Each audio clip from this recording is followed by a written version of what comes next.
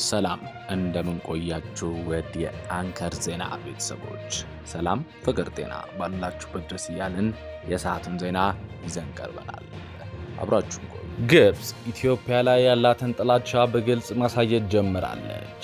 ኤርትራን በተለያዩ መሳሪያዎች መደገፏን ዛሬ በሳተላይት የታዩ መረጃዎች አሳይተዋል። ሁለት የጭነት ካርጎ ማጓጓዣ አውሮፕላኖች ወደ ኤርትራ ምጽዋ አየር ማረፊያ ህዳር 1 ቀን 2025 ጀምሮ መመለሳቸው የሳተላይት ምስሎች የሚያሳዩ መረጃዎች ዛሬ ከመሸ መውጣት ጀምረዋል። አይል 7670 የሚል የጭነት አውሮፕላን ከሌላ ትንሽ አውሮፕላን ጋር ምናልባትም C130H ከሚባል አነስተኛ ካርጎ ጋር ምጽዋ ማረፋቸው ታይቷል። ሁለቱም የዕቃ ማጓጓዣ አውሮፕላኖች ኢሳያስ አፈወርቂ ወደ ግብጽ ካቀኑበት ቀን ጀምረው ለሁለት ቀናት ያህል እየተመላለሱ ሲሆን ምናልባት የጦር መሳሪያ ጭነው እንደተመለሱ ተገምቷል። ኤርትራ ያለ ትልቅ የፖለቲካ ላይ ያለም ሰው ይሄን ነገር አረጋግቷል። ግብጽ በይፋ ወታደራዊ መሳሪያዎችን ለኤርትራ መደገፍ ጀምራለች። ይህ በሁለቱ ሀገር ፖለቲካ ይዞ የሚመጣው ነገር በዝርዝር ይዘን እንቀርባለን።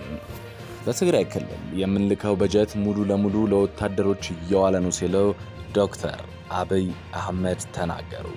ጠቅላይ ሚኒስትር ዶክተር አብይ አህመድ ትላንት ያደረጉት ንግግር የህወሓት አመራሮችን እንዳስቆጣ ተሰምቷል። በሁለቱ ጽንፎች መሃል ያለው ልዩነት እየሰፋ ነው። ጠቅላይ ሚኒስትር ዶክተር አብይ አህመድ ትላንት በፓርላማው ለተነሳቸው ጥያቄዎች ላይ በተናገሩ ነገር የምንልከው በጀት ሙሉ ለሙሉ ለወታደሮች ነው እየዋለ ያለው፣ የትግራይን እየጎዳ ነው ሲሉ መደመጣቸው ተሰምቷል። አሁን ለምሳሌ ጅጅጋ በኮሪደር ልማት ለውጥ አለ። ሶማሌ ክልልም ገቢ ካለፈው ዓመት የትግራይ ክልል ገቢ በከፍተኛ ደረጃ ይበልጣል። ሆኖም ግን ትግራይ ክልል እንዴት አንድ ኮሪደር ልማት የለም በሚል በኃይለኛ ህወሓት አመራሮችን ሲወቅሱ ተሰምቷል። ህወሓት አመራሮችም ከዚህ ጋር በተገናኘ ምላሽ ሰጥተዋል። በዝርዝር ይዘነዋል። በምስራቅ ኢትዮጵያ ጸጥታ የጋራ ግብረ ኃይል ዘመቻ እና አገኘው ያለው ድል ሰሞኑ መነጋገሪያ ሆኗል። የምስራቅ ኢትዮጵያ የጸጥታ ኃይል ግብረ ኃይል ዘመቻ ባደረገው መሰረት በድሬዳዋ በሶማሌ ክልልና በምስራቅ ሐረርጌ ሲንቀሳቀሱ የነበሩ ያላቸውን የኦነግ ሸኔ ራሱን ኦሮሞ ነጻነት ሰራዊት ብሎ የሚጠራ ቡድን ሰዎች ላይ ጥቃት መፈጸሙን አስታውቋል። ግብረ ኃይሉ በዘመቻው ከገደላቸው የቡድን አባላት በተጨማሪ 23 ታጣቂዎች መማረኩን ግብረ ኃይሉን ወክለው የድሬዳዋ ከተማ ፖሊስ አዛዥ ኮሚሽነር አለሙ ሙጉራ ተናግረዋል። ሆኖም ግን ከኦነግ ሸኔ አመራሮች መሃል ይሄ ውሸት እንደሆነ እየተናገሩ ነው። በሁለቱም ወገኖች ያሉትን ነገሮች ሰብሰብ አድርገን ለእናንተ ለውድ ተመልካቾቻችን ይዘን ቀርበናል። በሌላ ዜና ኢትዮጵያና ኤርትራ ለምን ተጋጋሩ ለሚለው ጥያቄ ዶክተር አብይ ትላንት የሰጡት ነገር ብዙዎችን እያነጋገረ ይገኛል። ከዚህ ጋር በተነሳ ብዙ አስተያየቶች ይሰጡ ይገኛሉ። ሞራል ይሰጥሃል እንጂ አይሞትልህም፣ መጨረሻ የምትሞተው አንተነ አያዋጣም በሚል የተናገሩት ንግግር ብዙዎች ልብ ውስጥ ገብቷል። ኢትዮጵያ ካደገች ብሎ የሚሰጉ ሰዎች ደሞ አሉ። ሀገራትም ኢትዮጵያ ኦልሬዲ ትልቅ ናት እኮ የምታድገው በአሜሪካ በአፍሪካ ትልቅ ፖፑሌሽን ህዝብ ቁጥር አላት እኮ፣ በዓለምም እኮ 10ኛዋ ትልቅ ናት። በነገራችን ላይ በአመት ኢትዮጵያ 3 ሚሊዮን ሰው ትጨምራለች። በየአመቱ አንድ ኤርትራ ትጨምራለች በየአመቱና ኢትዮጵያ በየአመቱ ሀገር እየጨመረች ትልቅ ሀገር እየሆነች ካደገች ምን ትሆናለች ከተባለ ታደገች ታግዛለች። ሌላ የምታደርገው ነገር የለም። አሁንም እኮ እያደረገች ያለችው ይሄን ነው። ስንትና ስንት ደከመኝ ተሸከመን የለም እንዴ ሲሉ ቆፍጠን ብለው ተናግረዋል። ብዙዎች ከዚህ ጋር በተነሱ የተለያዩ መላምቶች እየተደረጉ ነው። ለኤርትራ መልእክትም የተላከ መልእክትም አለ። በዝርዝራችን ይዘነዋል። የተወደዳችሁ የአንከር ሚዲያ ቤተሰቦች መረጃውን እየሰማችሁ አብራችሁን ስላላችሁ እናመሰግናለን። መረጃውን እየሰማችሁ ባላችሁበት ሁኔታም ላይክ፣ ሼር ማድረጋችሁ እንዳትረሱ። ለቻናላችንም እንግዳ ከሆናችሁ ሰብስክራይብ አድርጋችሁ ከአንከር ዜና እንድትወዳጁ ጋብዘናል። አሁን ዝርዝር ወደ ያዝናቸው መረጃዎች እናልፋለን። ትግራይ የምንልከው በጀት በሙሉ ለወታደሮች ነው እየዋለ ያለው ሲሉ ጠቅላይ ሚኒስትር ዶክተር አብይ አህመድ የህወሓት አመራሮችን ወቀሱ።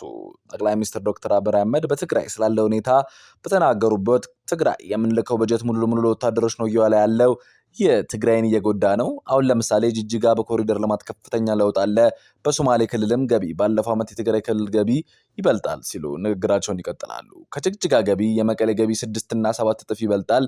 ገቢን ሰብስቦም ከዚህም ተመድቦ እንዴት 1 ወይ 2 ኪሎ ሜትር ኮሪደር አይሰራም? ወደ ልማት ካልተካሄደ ሁልጊዜ ውጊያና ግጭት ጠቃሚ አይደለም ሲሉ ጠንከር ያለ አስተያየት ሰጥተዋል። በተቻለ መጠን ወደ ሰላምና ንግግር ገብቶ የህዝቡን ችግር መፍታት ያስፈልጋል። በዘንድሮ ክረምት እርሻ ለማየት በድሮን በትግራይ ክልል በስፋትን በር ነበር። የሚገርም ማሳ አለ። በንጽር ከፍተኛ እርሻ ይታያል። በወሰድናቸው የምስል መረጃዎች የሚያሳዩት የተሻለ ምርት እንዳለ ሲሉም ይቀጥላሉ። እኛ የምንፈልገው ያን ምርት በሰላማዊ መንገድ ሰብስቦ ወደ ገበያ እንዲውል አርሶ አደሩ እንዲጠቀምና ከልመናና ከእስረኝነት እንዲገላገል ነው። ህዝቡ የልመና እስረኛ ማድረግ ተጠቃሚ አይደለም። ከልመና እስረኝነት ወጥቶ ወደ መሻሻል ህይወቱ እንዲገባ መስራት ነው የምንፈልገው ይላሉ። ትግራይ ውስጥ የፌዴራል መንግስት የውጊያ ዓላማ የለውም፣ አንፈልግም፣ ጥቅም የለውም ሲለው አስረግጠው ተነግሯል። በትግራይ ክልል ያሉ ሰዎች ይህን ምክር ሰምተው ወደ ሰላም ቢያዘነብሉ ይሻላል ነው ምክሬ ብለዋል። ሆኖም ይህ ንግግራቸው በህወሓት አመራሮች ዘንድ መልካም ምላሽ እንዳልተሰጠው አስተያየቶች እየሰጡ ይገኛሉ። ህወሓት ከዚህ ጋር በተገናኘ መግለጫ ይሰጣል ተብሎ ይጠበቃል። እንደገባ በእጃችን ለእናንተው የምናቀርበው። በምስራቅ ኢትዮጵያ ጸጥታ የጋራ ግብረ ኃይል ዘመቻ አገኘው ያለው ድል እያነጋገረ ነው። በምስራቅ ኢትዮጵያ ጸጥታ ግብረ ኃይል በድሬዳዋ በሶማሌ ክልል በምስራቅ ሐረርጌ ሲንቀሳቀሱ ነበር ያላቸውን የኦነግ ሸኔ ያላቸውን የራሱን ኦሮሞ ነጻነት ግንባር እያለ የሚጠራውን ቡድን 43 አባላትን መደምሰሱን አስታውቋል። ግብረ ኃይሉ ባወጣቸው ከደመሰስናቸው የቡድኑ አባላት በተጨማሪ ሌሎች 23 ታጣቂዎች መማረኩን ግብረ ኃይሉ ወክለው በድሬዳዋ ከተማ ፖሊስ አዛዥ ኮሚሽነር አለም ሙገራ ተናግረዋል። ኮሚሽነሩ እንዳሉት ቡድኑ ካለፈው መስከረም ወር ጀምሮ በኢንዱስትሪ ተቋማት ላይ ጥቃት ለማድረስ አቅዶ ምዕራብ ሐረርጌ በኩል አቋርጦ ወደ ክልሉ የገባው ግብረ ኃይሉ የመከላከያ ሰራዊቱን ጨምሮ 7 የጸጥታ ኃይሎች በማስተባበሩን የገለጹት ኮሚሽነሩ አለሙ በቡድኑ ላይ የማያዳግም ያሉት አጠቃላይ እርምጃ መወሰዱን ለድሬዳዋ ክልል ቴሌቪዥን ጣቢያ የሰጡት ተናግረዋል። ምስራቅ ኢትዮጵያ የጸጥታ ግብረ ኃይል እያከናወነ ባለው በዚህ ዘመቻ ግብረ ኃይሉ ወገን ስለደረሰ ጉዳት ኮሚሽነሩ በመግለጫቸው አላነሳም። ነገር ግን በታጣቂ ቡድን ላይ በተወሰደው የተባለው በዚህ እርምጃ ከተማረኩ ታጣቂዎች በተጨማሪ ታጣቂ ቡድኑ ይጠቀሙባቸው የነበሩ የጦር መሳሪያዎች መማረካቸውንም ኮሚሽነሩ ተናግሯል። በአጠቃላይ እዚህ ገባ ጠላት ወጥቷል ማለት አይቻልም። ወደ 63 ክላሽንኮቭ ጠመንጃ፣ 1 GM3፣ 8 ቦምቦች፣ በርካታ ቁጥር ያላቸው ጥይቶች እና የወገብ ትጥቆች የተያዙበት ሁኔታ አለ ብሏል። የኦሮሞ ነጻነት ሰራዊት ለዚህ መልስ ባይሰጠም ውስጥ ያሉ አንዳንድ አመራሮች ይሄንን ውሸት ነው ሲሉ አስተባብለዋል። በኢትዮጵያና በኤርትራ መካከል ለምን እንደተቃቃሩ ጠቅላይ ሚኒስትር ዶክተር አብይ አህመድ ትላንት በሰጡት ንግግር ዙሪያ ብዙዎች አስተያየት እየሰጡ ይገኛሉ። ጠቅላይ ሚኒስትሩ ትላንት ባደረጉት ንግግር ሞራል ይሰጣል እንጂ አይሞትልህም፣ መጨረሻ የምትሞተው አንተነ፣ አያዋጣም ሲሉ ጠንከር ያለ ንግግር ማድረጋቸው ይታወሳል።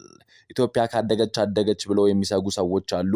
ሀገራትም ኢትዮጵያ ኦልሬዲ ትልቅ እኮ ናት የምታድገው፣ በአፍሪካ ትልቅ ፖፑሌሽን ህዝብ ያላት እኮ ናት፣ በዓለምም እኮ 10ኛዋ ናትን ብለዋል።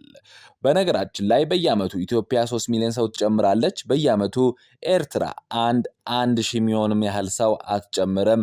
እና ኢትዮጵያ በየዓመቱ ሀገር እየጨመረች ትልቅ ሀገር ሆና ካደገች ምን ትሆናለች ከተባለ ካደገች ታገዛለች። ሌላ የምታደርገው ነገር የለም። አሁንም እኮ እያደረገች ያለው እሱንቱን ነው። እሱን ደከመኝ ሰለቸኝ ሳትል እያረገች ነው ሲሉ ዶክተር አብይ በአጽንኦት ተናግረዋል። የኛ መልእክት ለኤርትራ ወንድማቾቻችን ናቸው። ከነርሱ ጋር ውጊያ አንፈልግም። ለኤርትራ መንግስት ያለን መልእክት ጥይት አስተላላፊ አትሆኑ፣ ሀገር ሁኑ። ወደ ጎረቤት ሀገር ጥይት ማስተላለፍ ጥሩ አይደለም። አባይም ጸባይ ገዝቷል። እኛም ሽፍቶች ጸባይ ይገዛሉ። አንድ ቀን ጥይት ሳይመላለሱ ብለው ታሪክ ስለሚነግሩን ጥይት ማመላለሱ ቢቀርባችሁ ስለማናቅ አይደለም፣ እናያቸዋለን ሲሉ ተናግረዋል። የህገ ወጥ ሰው ዝውውር ቢቀር ተጨናንቀናል። ከተማ ውስጥም እንደምታዩት የሚመጣ ሰው ካለ በህጋዊ መንገድ ይምጣ። ህገ ወጥ ንግድም ቢቀር፣ ፎርጂድ ብር ቢቀር፣ አሜሪካ አስቀምጣችሁ የምታሰሯቸው ብላክ ማርኬት ቢቀር፣ እንደ ጎረቤት ብንተሳሰብ፣ ህጋዊነት ከተከተልም በንግዱም በሚፈነቅሉም ጥይት ማቀበል ከተዋችሁ፣ ሰላም አብረን ለማደግ በፍቅር አብረን ለመቀጠል ከምንም ጊዜ በላይ ኢትዮጵያ ፍላጎት አላት። ጦርነት አንፈልግም የምንለው ደግሞ በምክንያት ነው። እኛ ደግሞ እንዳያችሁት የሚያጓጓ ነገር የለም። 10 ቢሊዮን ብር ዶላር ኤርፖርት እንገነባለን። የ10 ቢሊዮን ብር ነዳጅ ማዳበሪያ እንገነባለን። የምናምን ሚሊዮን ብር ቤት እንገነባለን። ኮሪደር እንገነባለን። ይህ ሁሉ የሚያጓጓ ስራ እያለ ሰው ጦርነት ሊያስብ አይችልም። ጦርነት የሚያስብ ስራ የሌለው ብቻ ነው። እኛ የሚያጓጓ የምንተጋለት የምንለፋለት የልማት ስራዎች አሉ። ከማንም ጋር መዋጋት ፍላጎት የለንም ሲሉ ዶክተር አብይ አህመድ ትላንት ባደረጉት ንግግር በጀብደኝነት አወርተዋል። በዚህ ንግግራቸው የኤርትራ አመራሮች ጥሩ ምላሽ ሊሰጡ እንደማይችሉ ይገመታል። መግለጫም ይኖራል ተብሎ ይጠበቃል። ከዚህ ጋር በተያያዘ መረጃው ሲደርሰን ለእናንተ የምናቀርበው ይሆናል። የተወደዳችሁ የአንከር ዜና ቤተሰቦች ለሰዓቱ የያዝናቸው ዜናዎች እኚህን ይመስላሉ። የዩቲዩብ ገጻችንን ሰብስክራይብ፣ ሼር በማድረግ ተባበረውን።